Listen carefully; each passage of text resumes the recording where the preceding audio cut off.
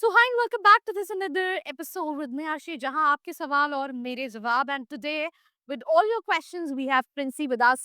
सो प्रिंसी, आज क्या क्या सवाल हैं आपके पास? मैम अभी एमएससीईटी का रिजल्ट आया। तो अभी मतलब कौन से कॉलेजेस हैं जो अभी ओपन है ओवरऑल, अगर एडमा मैट वगैरह के थ्रू भी देखे तो जो अभी अप्लाई कर सकते हैं।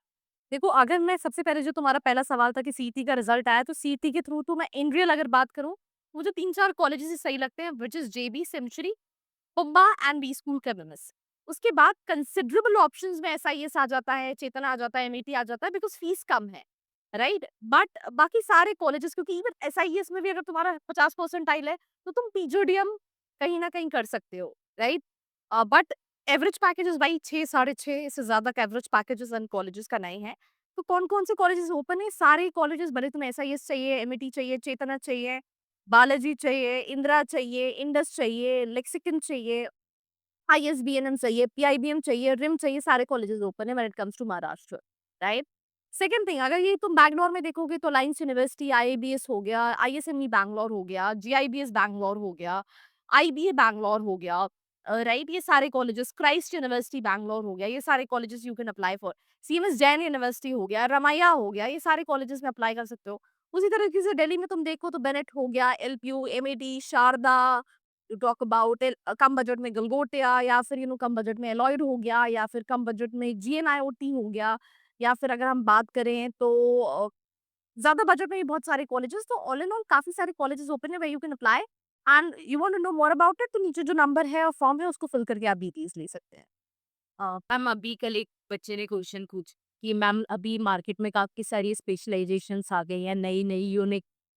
तो मतलब हर एक स्पेशलाइजेशन में मतलब क्या पढ़ाते हैं, क्या जॉब रोल्स होते हैं, जैसे कि फिनटेक अभी न्यू है, ई बिजनेस है, एआई है। तो ये जो स्पेशलाइजेशंस हैं इन पे मतलब क्या पढ़ाते हैं, क्या जॉब रोल्स होते हैं, जैसे कि या फिर एग्जाम्पल, में कुछ सामान ही बेचना रहता है। जैसे फॉर एग्जाम्पल अगर हम फिनटेक की बात करें, that stands for finance specialisation है, जिसको टेक उसमें इनेबल किया हुआ है, राइट, ताकि आप जो टेक इंडस्ट्रीज है वहां पे काम कर सकें। तो fintech is basically finance plus technology, right. Similarly अगर हम एआई की बात करें, तो एआई में आपको सेल्स नहीं करनी पड़ेगी, बट आपको उस लेवल का बनना चाहिए। अगर आपको उस लेवल का नहीं बनता है, तो फिर उस केस में the only job what you have is sales.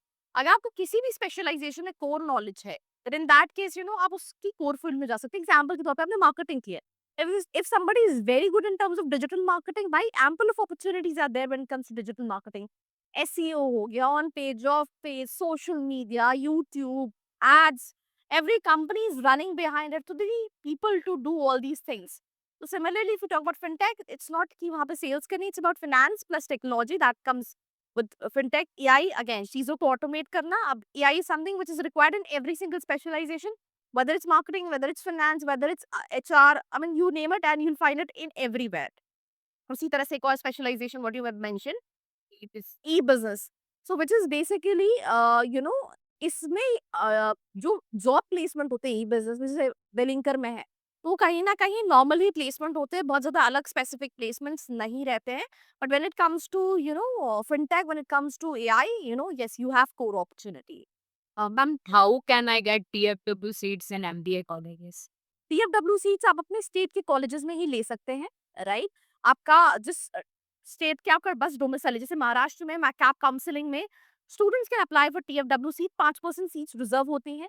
उसका क्राइटेरिया ये होता है, आपका इनकम, आपकी फैमिली का जो इनकम सर्टिफिकेट है वो 6 लाख के अंदर का होना चाहिए, राइट। उसके बाद इसमें रैंक का इंपॉर्टेंट रोल है।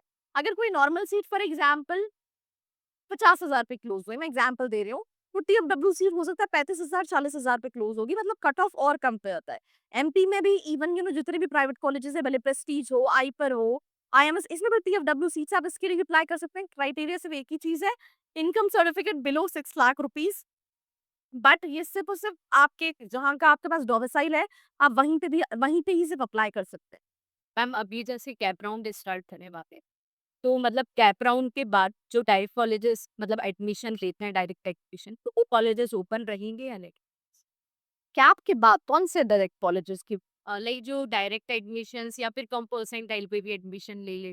देखो, ये तो डिपेंड करता है कॉलेज में सीट्स है या नहीं। मैं ऑनेस्टली बताऊँ, इस साल क्या है, लास्ट ईयर अगर आप देखोगे तो इस पॉइंट ऑफ टाइम पे कॉलेजेस ऑलमोस्ट पैक्ड थे।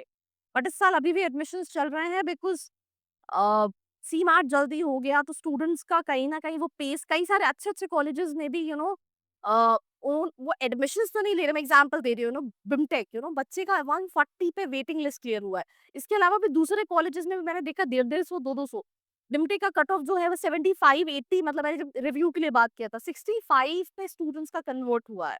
तो आप सोचो, तो that is because of the market situation कि अभी एडमिशन चल रहा है तो we can not say that वो कैप के बाद चलेंगे, नहीं चलेंगे क्योंकि that is respective to the seats what you have. Ma'am अभी एक तो स्टूडेंट्स मतलब ऐसे आए हैं जिनकी एज 27-28 की है, तो उनके पेरेंट्स पूछना चाहते हैं कि मतलब शादी की उम्र में एमबीए करने का कोई सेंस है या नहीं? यार शादी की उम्र में एमबीए करने का बिल्कुल सेंस है, अगर तुम्हें पता है तो तुम एमबीए के लिए क्यों जा रहे हो? तुम्हारे बस कुछ साल का और लोग जाते हैं after having years of experience उनको नहीं लगता कि मुझे वो ग्रोथ मिल रही है, जॉब प्रोफाइल नहीं स्विच कर पा रहा हूँ, मुझे मैनेजर पोजीशंस पे जाना है। तो शादी की उम्र में डेफिनिटली वैसे आजकल शादी 27 में कोई करता नहीं है, मैंने खुद 30 प्लस पे लोग करते हैं, but definitely it's worth it. Ma'am online MBA के लिए मतलब एंट्रेंस एग्जाम देना कम No, it's not compulsory unless and until you are targeting IIMs for online MBA. Otherwise, it's not worth it. आई पर भोपाल मतलब कैसा है? ठीक है। It's like अंधों में काला राजा, भोपाल में कोई कॉलेजेस है नहीं, तो इकलौता काला कॉलेज बचता है तो बच्चों के पास और कोई ऑप्शन नहीं है।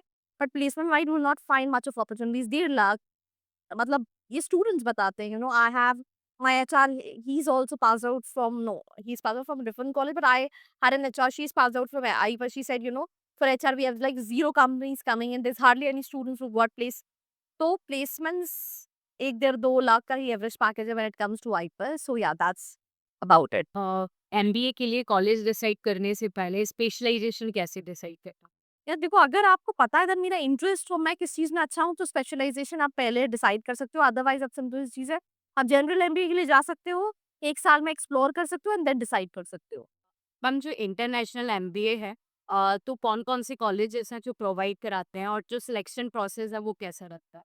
यार IB is one of those specialisation जो सिर्फ और सिर्फ टियर 1 कॉलेजेस से करना सेंस है जैसे टिस की अगर हम बात करें अदरवाइज तो मैं प्लेसमेंट आईएफटी हो गया राइट यहीं से करने का सेंस है अदरवाइज सेंस नहीं है आई बी ऑनेस्ट यू बाकी कॉलेजेस में कोर प्लेसमेंट नहीं है इवन बेमटेक बेलिंकर यहाँ पे बच्चे मार्केटिंग में प्लेस हो रहे होते हैं।